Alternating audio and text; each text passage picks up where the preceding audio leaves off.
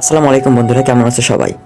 দীর্ঘ 4 ঘন্টা ডিউটি করার পরে দোকানটা বন্ধ করছি, কারণ এখন আমাদের লাঞ্চের টাইম। তো লাঞ্চের টাইমে দোকান বন্ধ করে বাসায় এসে আমি অবাক হব, এটা ভাবতেই পারিনি। কারণ আমার সাথে যেই বড় ভাই থাকে, সে আজকে নতুন একটা পিঠা বানাচ্ছে। সেই পিঠাটা আমি আগে কখনো খাইনি। তো বাসায় যেতে না যেতে গিয়েই দেখি যে আমার সেই ভাই নারকেলের জর্দা নামে একটা পিঠা বানাচ্ছে। তোমরা কখনো এই পিঠা খেয়েছো কিনা সেটা কমেন্ট করে জানিও। এই পিঠাটা দেখতে অনেক সুন্দর লাগে, প্লাস খেতেও অনেক মজা। এটার মূল উপকরণ হচ্ছে নারকেল, এবং সাথে কিছু চিনি দেওয়া লাগে, যেটা দিয়ে এই নারকেলের জর্দা তৈরি করতে হয়।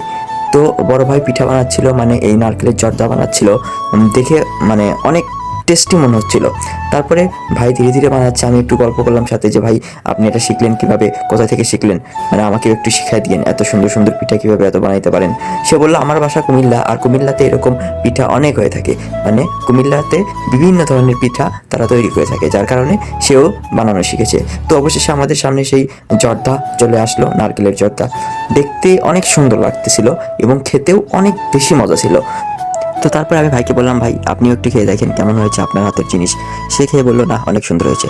তো ভালো লাগলে একটু লাইক এবং কমেন্ট করতে ভুলবে না। আমাদের ইউটিউব চ্যানেল সাবস্ক্রাইব করে পাশে থাকবে। ধন্যবাদ সবাইকে, আল্লাহ হাফেজ।